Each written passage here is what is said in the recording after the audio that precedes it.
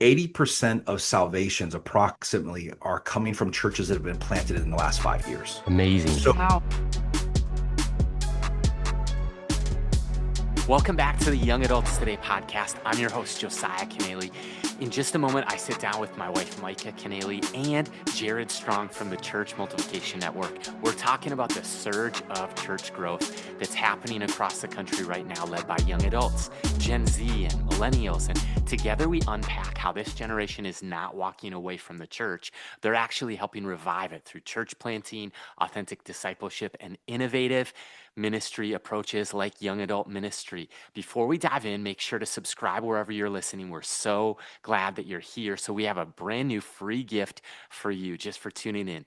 Grab our ebook, 10 Steps to Starting a Successful Young Adult Ministry. The link is waiting for you in the show notes. All right, fam, let's jump into this conversation with Gerad from CMN. And I'm Micah Kennealy. And we're here with Gerad Strong. Thanks for joining the show. How are you, man? I'm great. It's an honor to hang out with you guys, talk all things church planning, leadership. It's fun. You know, as we record, it's 2025 and God's doing something. We're seeing a massive surge in church attendance. For almost my whole adult life, Gerad, I've heard the reports of young adults are leaving the church. Well, there's a new narrative, and Gen Z and Millennials are actually leading the way with church growth in the U.S. as well as Bible sales are up. There is a move of God. There's a awakening, hunger, revival on college campuses. But as you work with CMN and church planting, we're going to talk about young leaders, how to become a future ready leader, and church planting today. One of the most effective strategies since the early church to share the gospel was planting churches. But you sit in a unique seat, travel a lot, you see a lot. What does 2025 look like from your vantage point? That's a good question. What I'm seeing is a surge, as you have already alluded to, in leaders stepping in, as young adults stepping in to, I want to be all in with Jesus. I want something authentic. I want something true. Put away the hype. Just give me the truth. And if we're doing that, we're seeing that surge happening across the country, and people are leaning in. I think you've heard the phrase like people. It's a post-Christian society. No, I'd say we're pre-Christian. We are pre-Christian in the Amen. sense people Yeah. are coming in, leaning in, wanting something real, true, and authentic. And the churches that are doing it, they're growing. I love it. It's an exciting time to be alive, a part of the church. I just think of we're helping our local church, our home church, launch young adult ministry this year across the 4 locations. And last night we had a young adult night and 3 young adults came up to me. One was like, "Hey, I've never been a part of a church before. I've never had a home church." And I'm like, "Welcome." The second was like, "I've never been a part of a young adult ministry." And a third was like, "I've never volunteered in my life. Could I be on the team to volunteer?" We're like, "Of course. Of Yeah. course you can. We want to help find your spiritual gifts first." But I mean, even just that one experience that might be isolated, like, man, we're seeing a lot of it across the country. There is like a record number of young adult ministries being started right now. It's exciting. Yeah, and I think what we just get to do is just to cheer people on and just become, I don't know, advocates for one another of saying like, yeah, you can do it and come alongside those people who are in those roles and to help them discover like their purpose, their calling, and their position in whether it's in the church or whether it's as a volunteer, and just help guide and lead them. And talk a bit about the vision of church planting and the role that it has played in reaching lost people for Jesus. We have a lot of churches that are doing evangelistic approaches, inviting people through the doors. So I think the tension that we're seeing and like, how do we, I want you to unpack that, but then also forward thinking. My next question kind of tags onto this. How do we keep the current Christian engaged who might be walking with Jesus for 10, 20, 30 years, as well as reaching the people who have never heard the name of Jesus? How do we get them all under one roof where they're all being challenged, they're all growing, Mm. and they're thriving in their personal walk with Christ? Yeah. Well, at CMN, our mission is to develop leaders and multiply the church. And I think when we think about ultimately multiplication doesn't happen without the development of people. Right. So when we're developing people, which the secret sauce to anything of church growth or opportunity of salvations, all those type of things, it comes through discipleship. Like that's the silver bullet. It's not fancy, it's not sexy, it's not fast. It is it's discipleship. And I think when we think about like evangelism and we think about salvation, it's interesting in church planting, this is cross denominationally, across the country. 80% of salvations approximately are coming from churches that have been planted in the last 5 years. Amazing. So Wow. you think about the lead in on that. Why? Because as a brand new church plant, I mean, it's arrows out. That's all it is. It's arrows out. It's like we're telling people about Jesus. We want people to come to our church. We're inviting them to our block party, whatever we're putting on. We're doing it ultimately so we can introduce them to Jesus. The problem is the longer that a church exists, it forgets about its roots. And every church was a church plant at one point, Yeah. Yep. right? And so we're so evangelistic. And the churches that keep the main thing, they're keeping evangelism at the forefront, followed by a significant system of intentionality through discipleship. If those things are happening, churches are starting to see that increase. Uh, I think when you go to that secondary question, though, there is the ability to keep long-term Christians engaged happens through if the culture of the church is about the lost and about seeking the lost, that they would be found, and about discipling them. And so long-term Christians, our engagement happens if we're really caring about the new Christian, the new potential Christian. I think if we're in the discipleship systems and processes, we're becoming spiritual parents. Hmm. And I think if we're not becoming spiritual parents, it's hard for us to stay engaged. So true. Well, it's interesting to pick that apart a little bit because the best in my experience, I've always seen the best evangelists are like brand new believers. They have a lot Mhm. of connection with the lost still, and whether they are plugged into an established church or a church plant, I wonder if some of it too is because so many church plants are focused on reaching the lost that then it's like a snowball. Like, since we're already reaching the lost, well, then there's going to be new converts that will also have friends who are de-churched, they're unchurched, they're not a part of a family. And they capture that, like, that fire that tends to fade over time. And our hope for the Mhm. listener is that it never fades, that we never forget what it's like to be lost or without Yeah. God, without hope. And then the other thing too is like, we've worked at some established churches, and the tension is always, how do we dream like a church plant? Hmm. Yeah. Because I think sometimes the magic wand question can be like, well, if we had unlimited budget, what would we do? And that's one way to brainstorm. But for Hmm. us, we've been Chi Alpha Yeah. missionaries, we've been young adult pastors, we lead a nonprofit, all of it.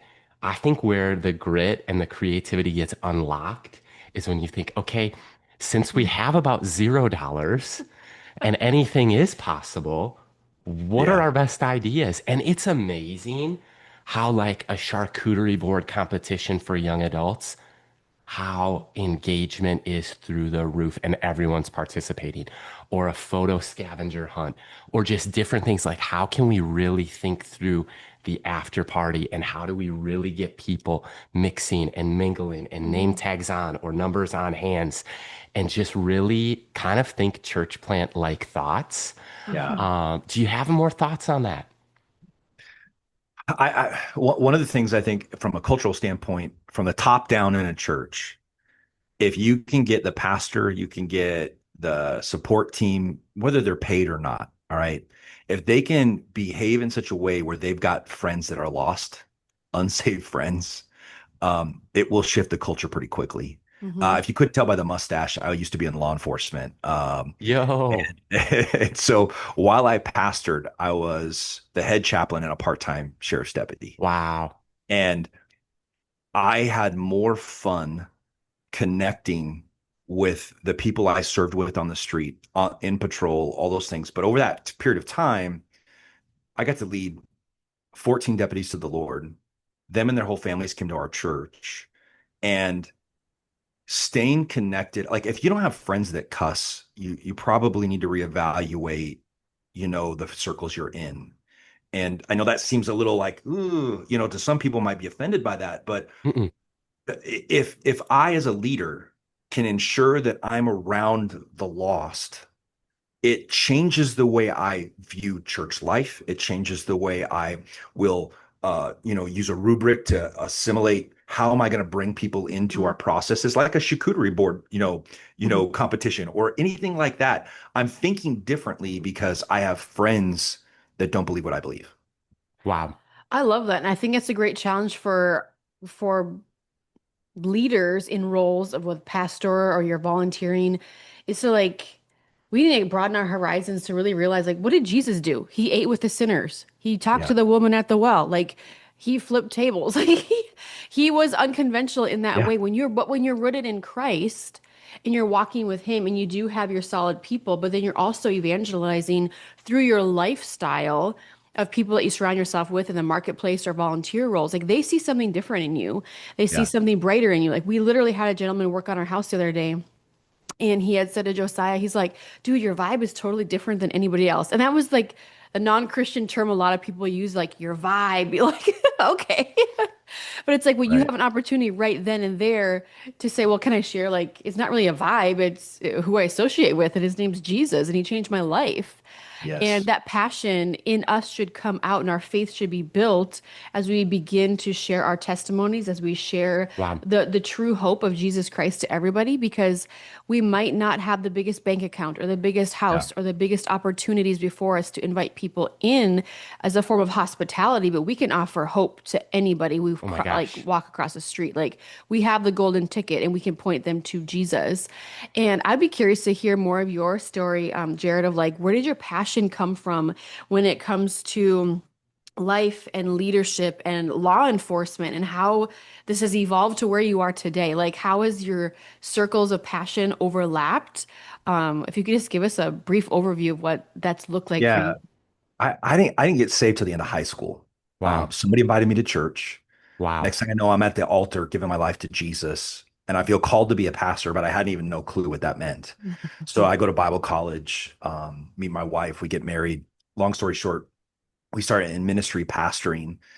And I've always had that entrepreneurial mindset. So I mean, we started our own business on the side, because ministry never paid that great, and all those things. What was the business on the I, side hustle? Listen, don't judge me, but No. it was a No. car dealership. So like That's I was a little amazing. mom and pop car dealership, That and mustache came in handy for law enforcement and the car dealers. listen, I'm just yeah, kidding.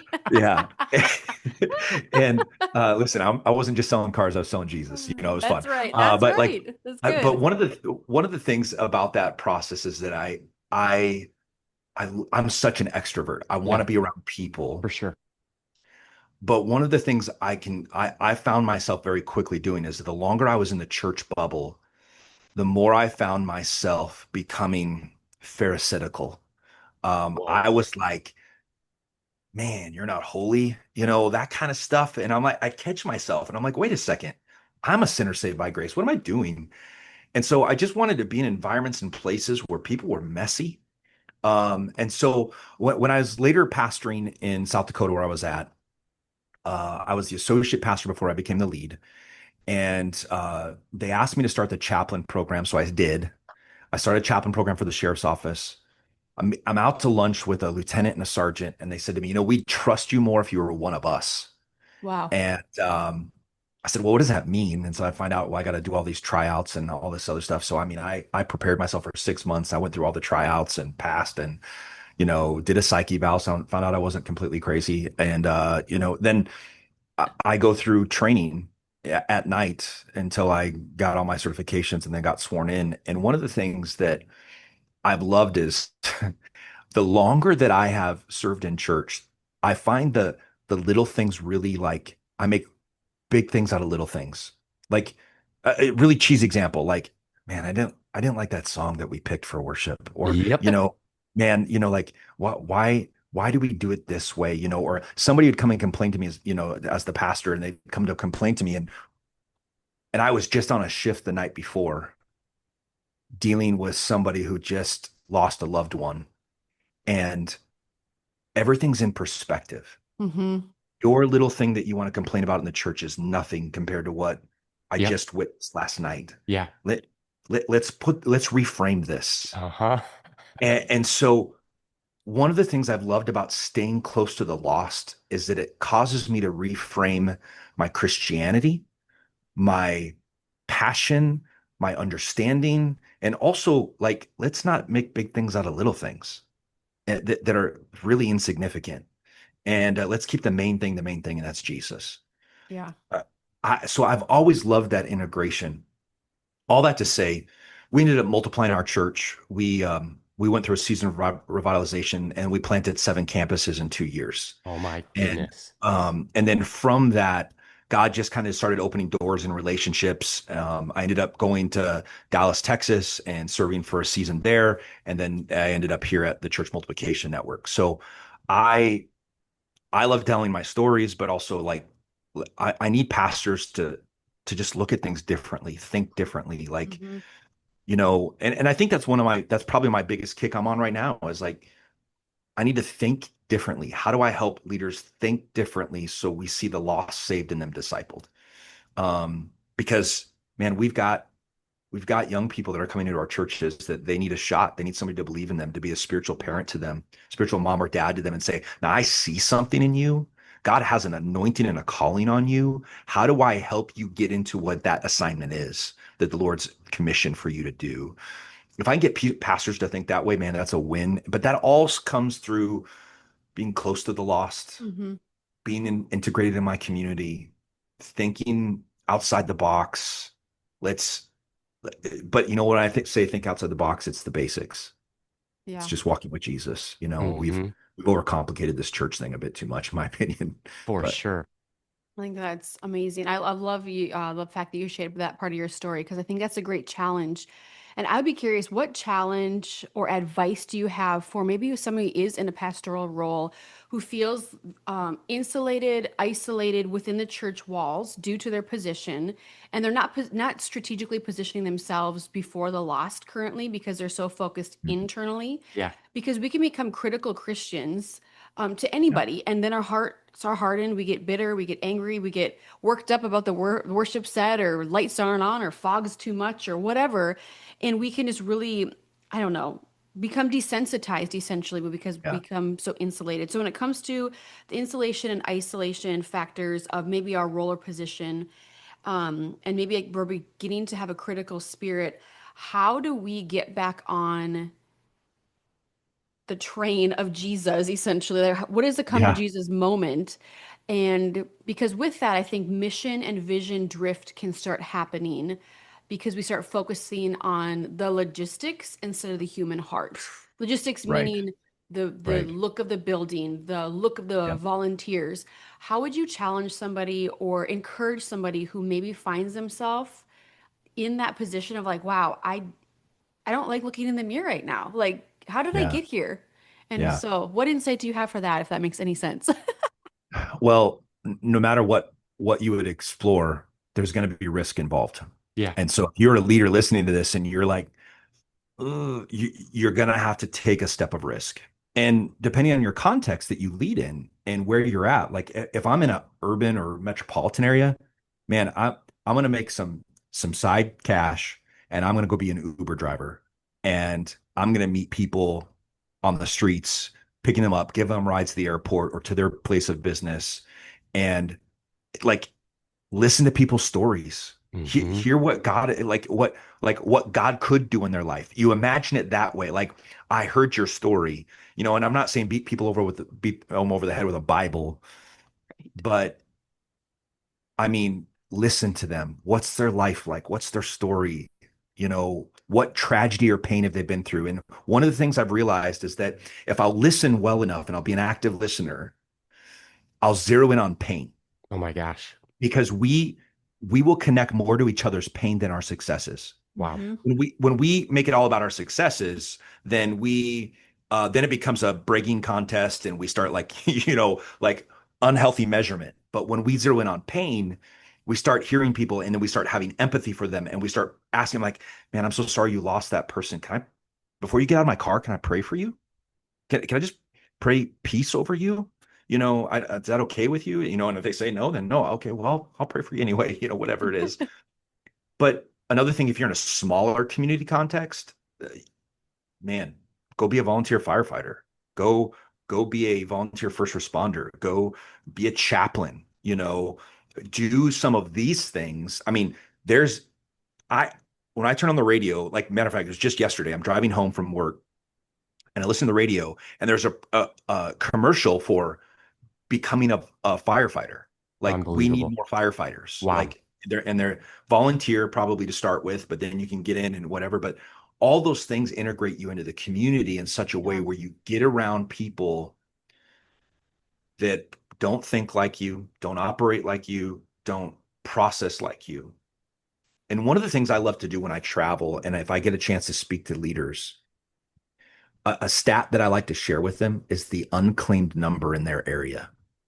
And the arda.com is where you can find all this information. But you can research based off the census how many people have claimed their some religious belief, whether it's Islam, it's anything else like that, right? Or they're Baptist or they're Lutheran or they're Catholic. Okay. But so then the inverse to that is there's the unclaimed number, which means they have no religious affiliation and most likely nor did their parents. And often when I have the opportunity to go somewhere, I will research that number and I will bring that to them Beautiful. because I want them to know your job is not done. There are people that are waiting for the gospel Yeah. and you're it. And so I was just in New York, right? And the for the state of New York, there's over 9 million unclaimed individuals. My They have goodness. nothing to do with anything. So I'm not talking about stealing sheep. I'm Yeah. just I'm talking about people that have nothing to do with any kind of religion. Right. Wow, what a great starting point. Anyway, so I would say know what's really happening in your community, but get involved. Whether you're an Uber driver or you're going to go volunteer at the fire department, or you're going to be a chaplain somewhere, or you're going to go like help be a volunteer chaplain at the hospital. There are so many things you can do, but when you get around people's pain or you hear moments or pinpoints of pain, people will open up to you in a way that you could never imagine. And that's when Jesus comes in and shows empathy.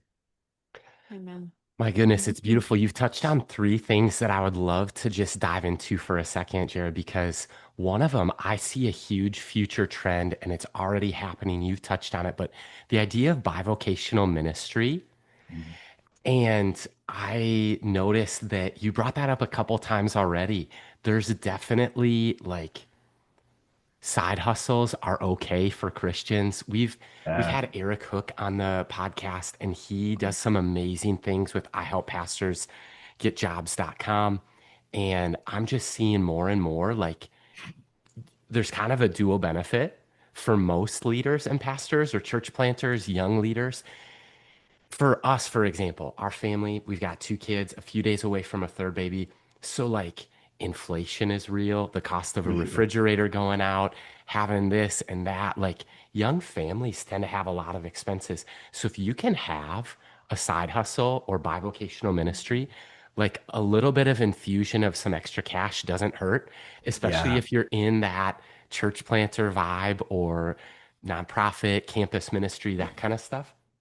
But the other benefit like I just touch on the practical side of meeting Yeah. needs too, but how beautiful is it? I always come back to I read about a university president and every year, every summer for 2 weeks, he would take paid time off and he would go work a different manual labor job.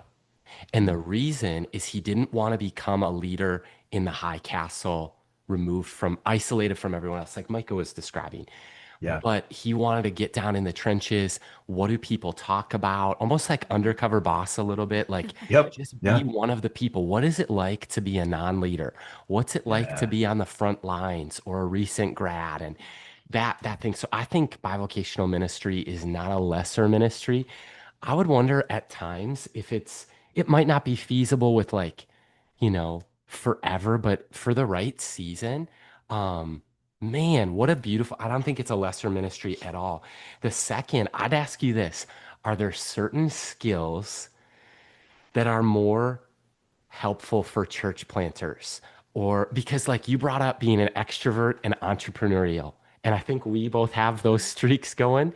And Yeah. it seems like I don't think it's a requirement, but are there certain skills or non negotiables that you see that church planters tend to have?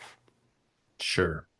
That's a good question. I mean, church planters are typically entrepreneurial it's in their DNA. Like Why do you when think some that is? because you're starting something from nothing. I mean, Brain. you are creating something that's not existed before. And that entrepreneurial spirit is really needed. One of the things at CMN, what we do is if you go through our training, we provide an assessment with the training. And the assessment really, one of the things it assesses is grit. Like, do you have grit? Like, Hmm. because as an Beautiful. entrepreneur, you're going to make mistakes. Things are going to fall apart. Not everything's going to work. Plan A rarely works. Like, you've got to go to plan B and C. So, entrepreneurship is that grit. Do you have that? Hey, that didn't work. Let's pivot. Oh, we learned a lesson here in that failure. Let's try this. I mean, we would say this at our church, we fail often to succeed sooner. Like it's that Good. kind of mentality, which is that entrepreneurship that you lean into. So I think that's to plant a church, you got to be there. You got to have that. And that's why I think church planting is going to be on the rise with this next generation because they have that entrepreneurial spirit in Oh, them. for They want sure. to try things. And if I could just correct one term you used, one thing that I see surfacing, it's not bivocational, it's co-vocational because it is an intentionality to say, I might be running this side hustle, but I'm still a pastor in this side hustle. Beautiful. Like I'm still a shepherd Hmm. out with the sheep. You know what I mean? So it's the intentionality of like I'm doing this intentionally. But some of the things that man I see that church planters have got. I mean, they're whether it's real estate, there's sales, it tends to be some of those type of consumer aspects of like because if you're going into ministry, you probably have somewhat of a gift of gab. You've got a little bit of, you don't mind talking to people. So there's a lot of career choices and a lot of things you can do that open up that door. Like I know some church planters, they've got landscape businesses. They're Mm, going out and hustling, going to neighborhoods and like, hey, we can take care of your lawn. We can do all this kind of stuff. And it's low startup investment, great margins. but it's relational. And if I can be relational to go make a new contact, then that new contact will, I'll take care of them. I'm here to serve you, make your yard look good. And that's a really simple example. But I think anything that and deploys that gift of connecting with people, there's a wide range of things. Now, the older you get, you start looking for passive income, right? You're looking for like that rental property, that kind of thing. But at startup, you're running a landscape business. Maybe you're having a car dealership like I did. Maybe you're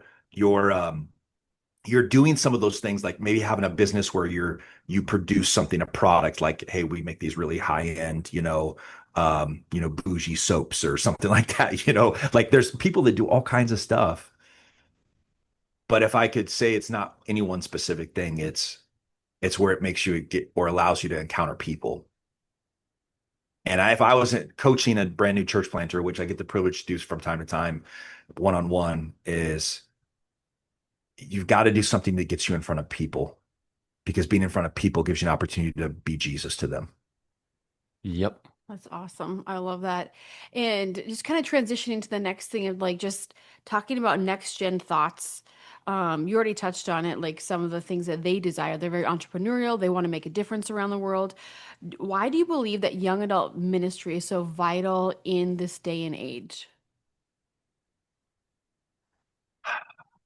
There is there's something to be said about I think the church has missed a step in the last couple decades. Hmm. That is issuing the call to ministry. And I think young adult ministry provides a space and a place for somebody to explore, you know, their faith, ask the hard questions, wrestle with why does a good God let bad things happen to good people? Yeah. Like Like all those questions that we naturally have, it's a safe place for all that to happen, but also it creates an environment where someone like you two can tap somebody on the shoulder and say, there's something more in you. I see something that maybe God is developing here. And I think there are young men and women that are in the young adults ministries or attending them that are just waiting for somebody to say, you're called to more than this. Mm-hmm. And we have a we're on the front end of this wave, sadly to say, but we have a massive wave coming of retiring ministers, empty pulpits, churches without a shepherd Yeah. coming. Yeah. And because the church has missed a step over the last couple of decades of issuing the call, I think young adults have the incredible opportunity to issue the call. Yeah. And, my son's 21. I've got a young adult. He just became a licensed minister. He just launched his youth ministry, and and he's also an entrepreneur. He owns his own business too. And I look at kids like him and go, like, he was lucky enough to have a dad that said, I see something in you. Mm-hmm. You know what I mean? Wow. But there's a Yeah. lot of young adults that don't. And so we need them in those ministries, and we need leaders like you tapping them on the shoulder.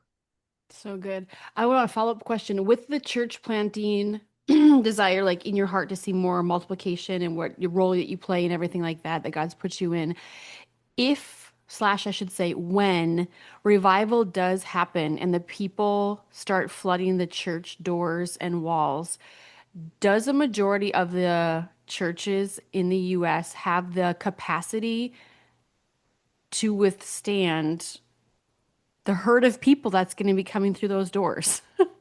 Like the infrastructure, the staff, the on-ramping, the onboarding, the seating, the buildings, the like, are we truly ready for revival? Not in the spiritual sense, but in the physical sense of leadership. Is our heart right with the Lord?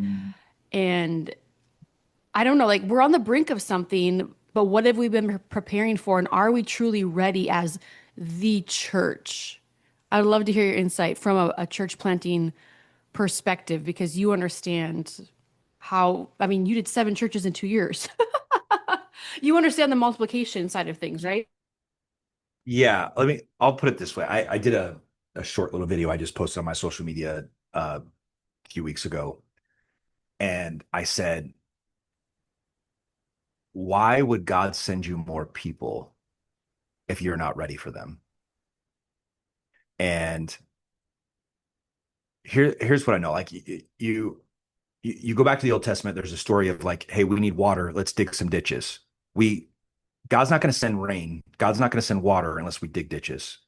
And are we preparing ourselves for what you just asked? I would say in general, there are pockets that are, and there are pockets that aren't. Like I know that's a very vague answer, Mm-hmm. but it really comes down to the leadership of a place of worship and going, are we preparing ourselves for the increase? And 7 out of 10 times I would say no. Mm. We will prepare for the increase once the increase happens, but that's not how the kingdom works. The kingdom works as we prepare first, then God brings the new thing. And if leaders will catch that, I think we'll see revival come to pass faster. Um, because if you don't have the heartbeat to disciple and you don't have the systems to disciple, God's only going to bring you so much. Mm-hmm. I asked this question: if God brought you 25 or 50 new people this weekend, Right. or to your young adults ministry, what would break?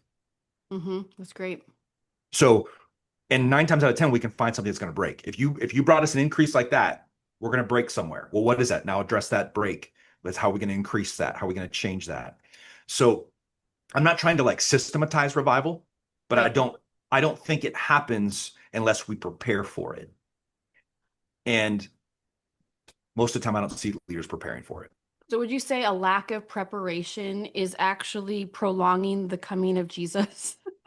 Is that a theological question? I mean, because I think we Yeah, like 42%, I'm like, until all the world has seen and heard.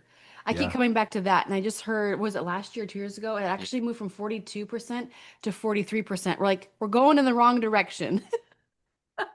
So I don't know. I don't know. I play the mind game of correlating that. I'm like, okay, Lord, where am I being disobedient? Or what do I need to change? Or who do I need to disciple? Or how do I need to leverage my time to make a bigger splash for your kingdom through the sheep that you brought to our, field, and to do it well, and to see them on fire for Jesus, to do what they've called to do, to see what the Holy Spirit wants to activate in them. So I just don't want to be a leader that hoards leadership or hoards insight or hoards anything. Like, I just want to give it away freely. So that's why I think I'm like wrestling personally with this tension of like, am I being prepared enough? Are we preparing people enough and truly discipling them like we claim we are? Like, what does that actually mean at the end of the day? And the only reason why I think I've asked that, is it preventing from Jesus is coming? Because I heard a missionary once say this. He has like 4 or 5 kids and he's overseas. He's like, I don't want to be a missionary.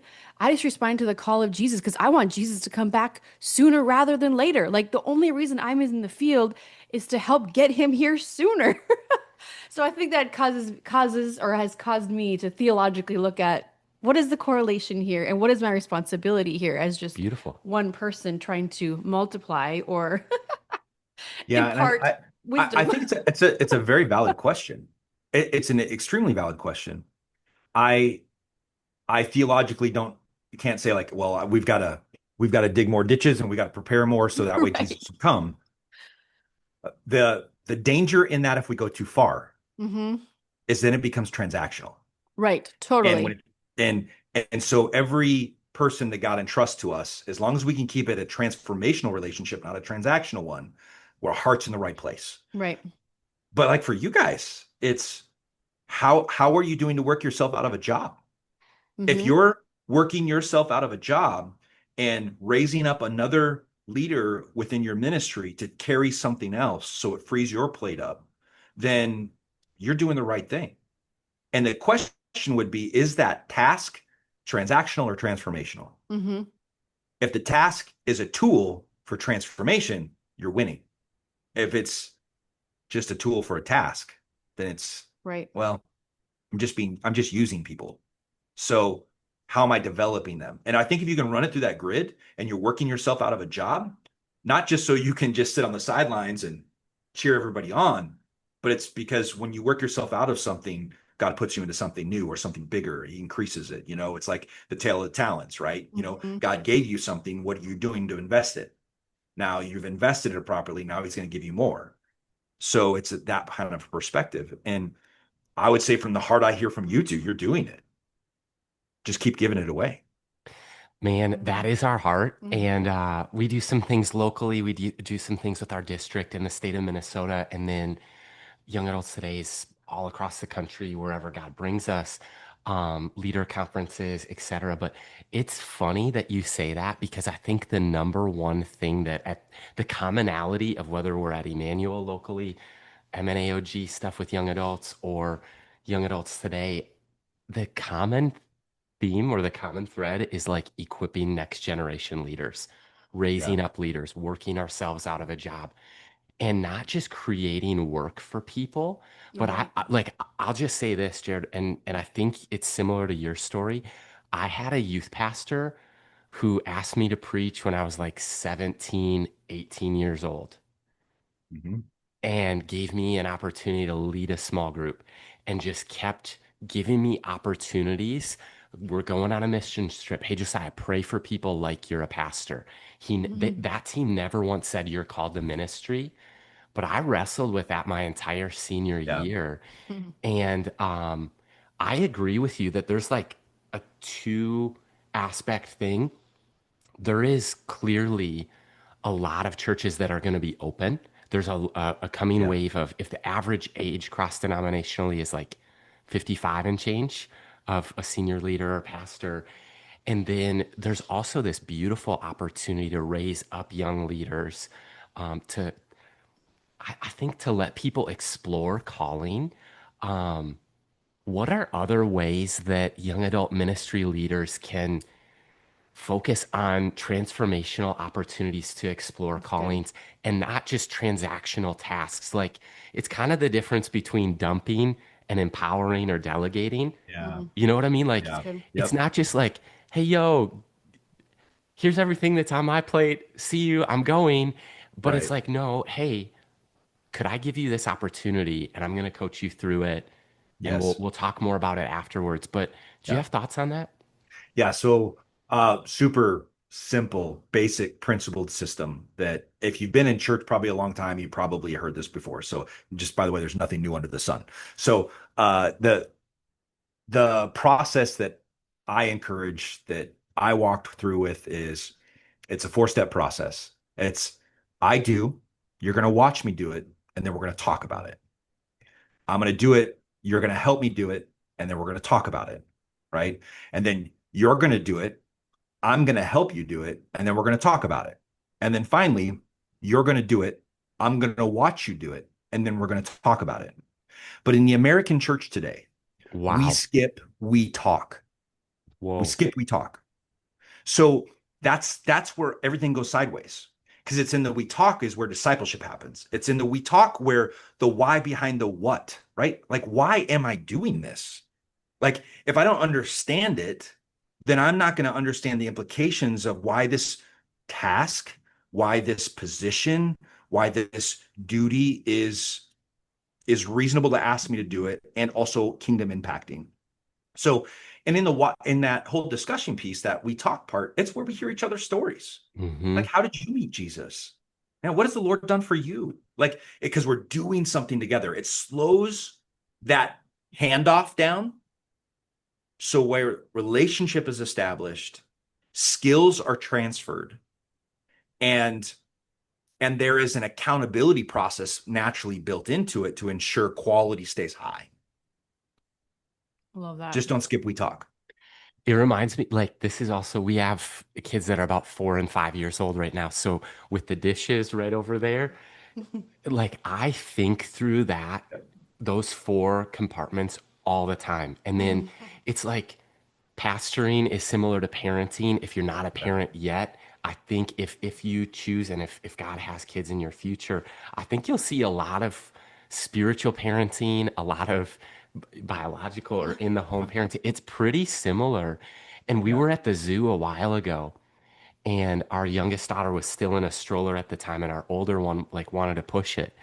And I go to Micah, I'm like, we are working ourselves out of a job. Like that, that's parenting at its finest Yeah. right there. And, there's so many Harvard studies. I don't know if you've seen this, but it's like they surveyed and studied children and adolescents for decades, and happiness wasn't based on wealth or materialism or opportunities or socioeconomic status, but it was like the people who were more successful and fulfilled in life had chores as kids. Mhm. Yeah. And so Yeah. I think it's like that in our calling. If we are Yeah. all spiritual children and then also willing to be spiritual parents, I love that you didn't just say, I do, you watch. You added the we talk about that. Mhm. Yeah. It's where it's where questions are asked, answers are given, stories are told, and the heart is explored. That's so good. I love it. And Jared, you had already alluded to the fact that you have a 20-year-old, 21-year-old son. So he's in the thick of young adults. He's just kind of starting out. If you define young adults as 18 to 30, so Right. he's kind of towards the more beginning. But what are some of your dreams and hopes when it comes to the next generation and the generations to come? Like, is there something pressing on your heart that God has been like, Jared, like, this is what I want you to impart on the next generation or start praying about? Or could be like for Yeah. your son or your kids that you see through, or just like as a generation as a whole, like what are some of those hopes and dreams that you're praying about or just kind of reflecting on? I think I think you get this as parents, but you want it better for your kids. Yep. You and when I say better, I don't mean easier. Right. Okay. There's a difference. Better we interpret better as easier. That's not what I mean. Um, I need my son, I need my daughter to learn how to make hard decisions. Like we we in our house, we don't avoid hard conversations, That's good. but they're learning how to have hard conversations in a appropriate way, right? And I think one of the dreams I have is that my son, my daughter, this next generation, they'll have it better. In other words, I've built a foundation they can stand on, and they will be willing to learn but I'll be willing to let go Mm. Mm-hmm. because we hold our little kingdoms in our hand Wow. and we hold on too long. And if we will, you know, figuratively lead this way with an open hand, God can take in and out of it however, whenever he wants to. And one of the tragedies I see is that some of us older leaders, we stay in the seat too long. But if the younger generation, my dream is that they would want to learn, we'll show them how to be better than us because we'll speak from our failures, our pain, our moments of fatigue or like missteps, all those things, and acquire the wisdom that we've acquired over the years. But then we will really pray through the timing. I think that's my dream is that we would give them something better, stronger to stand on, but at the appropriate time. That's good. That would be a dream for me. And hopefully we're learning how to do it with our kids and we'll see it happen in young adults. Man, it brings this question up that I hope is okay to ask, but we're curious. I mean, I'm a nerd, Gerad. I am, but studying what we've talked about, church leadership, calling for the next generation, and also, we're all interim leaders. Mm-hmm. Mhm. So part of Yeah. the assignment is working ourselves out of a job. How long is too long to hold on? That's a great question. That is such a good question. I would say,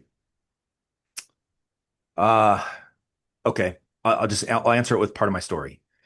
So we planted 7 campuses. Everything's up and to the right. Like by the way, we raised up all of our leaders from within except for one. We only hired one person from the outside. Everybody else was raised up from within. Everything's up and to the right. All the campuses are open, running well, money's good. All the markers that we typically use for ministry, you're like, everything's good, right? A prayer that I was quietly praying is I don't want to leave when I'm mad. Wow. I don't want to leave when it's not healthy. I want to leave when it's good and everybody's happy. So I left at the pinnacle of my church. I it it's on this side. It's on this side of the mountain going up. We haven't crested the mountain yet. We're still on the way up. That's when I left. And I don't know if that's just me and my assignment, but I feel like God's always moved me on when everything's really good. Mm, That's And great. I think you stay too long when you're on the decline. When it's on the other side of the mountain and you're trying to figure out where to put the brakes, that's too long. What if we had leaders leaving when everything was right, when everything was good? And man, that's what I want to do. I want to leave the seat I get to sit in at CMN. I want to leave it better than I found it. Yep. wow. I want to leave it on top. Yep. I want to, and I hope, and I don't think this is my last assignment. I think I got more assignments to come, but Wow. I hope every assignment I leave when it's on top Hmm. That's good. because that's when we know we're handing it off to the next person right or the next generation right. Is because they don't have to fix all of our junk that Mm-hmm. we have on the decline. They're getting to inherit something good that they can take to the next level if they choose. Mm-hmm. John Maxwell calls that part of being a level 5 leader is that it doesn't implode when the leader leaves. Like it wasn't just built on a personality. How Yeah, can I ask how old you were when you left that assignment in South Dakota? 40. 40. My goodness. No, excuse me, 40, 41. Okay. Wow. I mean, that's something to think about. It's something to Mm-hmm. reflect on. I hear a theme throughout all of it is our conversation today is be really open-handed, Yeah, not Yeah. overstay our welcome, not, try to sustain what God's been doing, but to yeah, just, hey, we came here. There's somebody, it's a relay race. Pass the baton. Mm-hmm. yeah. Wow. Love Beautiful. it. Hey, are you up for the 5 and 5? We close each episode with Oh yeah, yeah. 5 rapid fire questions, 5 minutes Uh, on the clock. Here hit we me, go. hit me. Okay, question number 1. What's something you're interested in doing right now that's a hobby for fun Maybe outside of ministry. Um, yes, I love shooting. Probably some of my law enforcement a little bit there. So Sure, totally. I've got a membership at a little shooting range. Me and matter of fact, a coworker went the other day, and yeah, so that's a lot of fun. So it's Um, target shooting, no clay pigeons. no, no clay pigeons right Okay. now, but I do love a good clay pigeon shoot. I do. But man, There's a great it's place in Oregon on the cliffs if you ever go up there. ooh, okay, all right, okay. I want to Good be for in you. Oregon. I'm going to be in Oregon in October. So Oh, yes, seriously. Oh, pick a yeah. cliff, man, and get somebody who has a little clay pigeon shooter and some rifles, and it's super fun. My uncle took me. Love it. Favorite sports team. Who do you cheer for and what sport is it? Okay, listen. So I was born and raised in South Dakota, Yeah, right. and then I later pastored there. Yep. Okay, so think about it this way: we have no professional Welcome sports to team. North Dakota. How was Yeah, me? yeah, like We're yeah, we're in exactly. Minnesota too, You so get it, you get it. I mean, so it was either where I grew up. It was either well, either you support the Minnesota Vikings or you the school. Denver Broncos. You know, it was one of those two. And listen, I married a cheesehead, Okay. so it's Green Bay Packers all the Okay. way. All Okay. Yeah, right. Huge rivals. I know, right? We're Right? diehard Vikings fans, but we'll You have some got to. fun. You're in Minnesota. Absolutely. All right. Here's a little bit of the curveball. If you could ask Josiah and myself any question, what would you want to know today? You mentioned baby number three. Yeah. Are you guys ready to be outnumbered? Well, we've had 10 months to prepare. Theoretically. Theoretically. We're asking all the wisdom in the world of like, okay, so we're going from man on man to zone. But I think what does help is having a three, almost 4 year old and a 5 year old, because our first two were only 16 months to the day apart. So bringing home a newborn to a 16-month-old is hard to explain and Yes. Yes. engage and not look at as like, take them back. Like, who is this person? So I think I have two little moms to help with this third. Absolutely. And I'm Absolutely. this is the most ready I've been. The car seat is ready to go. The Let's go. crib is assembled. The dad powers have activated. And Three, we're ready. but no, it's like I'm either super naive, and time will tell. You can listen to a future episode and we'll give you an update. Hopefully the podcast will continue. I kid, but no, we're fired up. It's Good. amazing. Can't we Good. love being parents and Listen. So my son and my daughter are 6 years apart. Okay. whoa. Okay. So like, listen, there is so some of what you're saying is true, and there will be a gift in that. It's great. It's great. You'll love it. What about we want to hear a miracle story? This builds my faith. My prayer is it builds, the listener's faith, the viewer on YouTube. But Jared, we serve a God of breakthrough miracle power, of Right. breakthrough Yeah. miracle provision. Miracles, signs, and wonders aren't just something we read about. They're alive, active, moving Yeah. today. I'm dying to hear one of those stories you've experienced in church planting. Could be a while ago, recent. Can't wait to hear this story. I have no All clue right. what it is. Man, I actually could fill a whole podcast of miracles, but specifically about church planting. I would, I'll just selfishly, I'll say it's my story of planting 7 churches in 2 years. Um, I was in a season of prayer and fasting, and I kept hearing in prayer 7 by 70. And I'm like, I got forgiveness issues. What's my deal? Yeah. And I realize our church is 67 years old, about to turn 68, and Whoa. God was challenging us to have 7 locations by our 70th birthday of the church. Wow.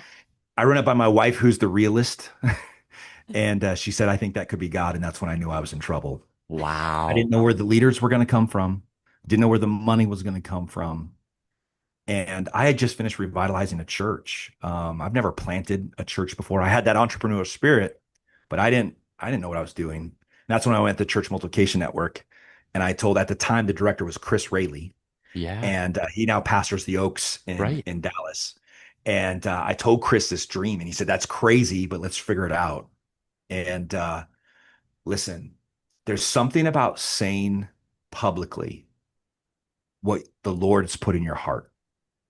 You may not have all the answers, but it gives God the chance to show off. Hmm. And so If God's put something in your heart and he's confirmed it, and the Lord confirmed this multiple ways to me before I went public, but I'll never forget the Sunday I stood in my pulpit and I said it publicly, but I had no idea how it was going to come to pass. But on our 70th birthday, we had 7 locations open. Wow. That's Yeah. incredible. Praise God. What would you say is a closing piece of encouragement to us who feel what I'm about to say, to the listener who feels like that's an amazing testimony and it's faith building? What would you say to the young leader who has a vision, we believe from God, and their vision exceeds their current level of resources? You will never have enough resources. That's encouraging, isn't it? It is for me. You, I you will get never have enough faith. resources. And the Lord, I think, sets us up that way, that if you will have the guts to tune your ear to his voice and say, Lord, here I am, send me. If you have the guts to pray that kind of a prayer, make that kind of a statement to our Heavenly Father, he will lean in, and you'll never have enough resource, because at the end of the day, he needs you to develop the character trait to be fully dependent upon him. Mm-hmm. And so know that if the Lord spoke to you and you have the guts to ask the question and pray the prayer and then say that thing out loud, the Lord, one after another, after a step, after another step, will bring you provision, and you'll get to see the miracle after miracle after miracle, because the Lord wants you to be dependent upon him and keep you in such a place of faith that you can do nothing but say, it is only by the grace of God. That's good. Talk about a faith building activity. I love it. We're here for it. Gerad, thanks for your time today, for investing in us and this community of young leaders. Just share, because we've been to CMN conference. We love the community of CMN. It feels like our people, other wild, crazy, entrepreneurial extroverts. But there is so many, think of the young leader listening that stayed all the way to the end of this conversation. They might have a God dream. It might even be planting a church. Where could CMN come in? How do they get connected? Can you share with them some resources? We'll link it in the show notes, but next steps. Absolutely. We would love to come alongside anybody who feels that, wants to explore that. You can go to the churchmultiplication.net. You can click on that. You can see all of our trainings. You can see stuff about our CMN conference that you just alluded to. And there's something about, if you're wondering if this is even for me, if you could come to the conference, I will tell you, you'll feel like you're part of a big family reunion. And we're just speaking faith from the platform, and then giving you opportunities to connect and grow. And come to an experience like that. Ask the Lord if he's calling you. And if he is, we've got the resources to walk alongside of you. But if you go to that website, you'll see, you'll push the little hamburger up in the top right hand. You'll click that. We have different things that are available for you to help serve you and help you explore if this is right for you. I love it. So if you're interested, please check out the show notes. And Gerad, thank you for spending time with us and our audience today with Young Adults Today. Absolutely. Hey friends, thanks so much for tuning in to the Young Adults Today podcast. As we wrap up the year, we want to invite you to partner with us in investing in the next generation. By partnering with us in what God's doing through Young Adults Today, your year-end gift helps us continue to equip leaders, reach young adults for Christ, and multiply ministries across the nation. You can give right now through the link in the show notes. Thank you so much for believing in this mission and being part of the story of Young Adults Today.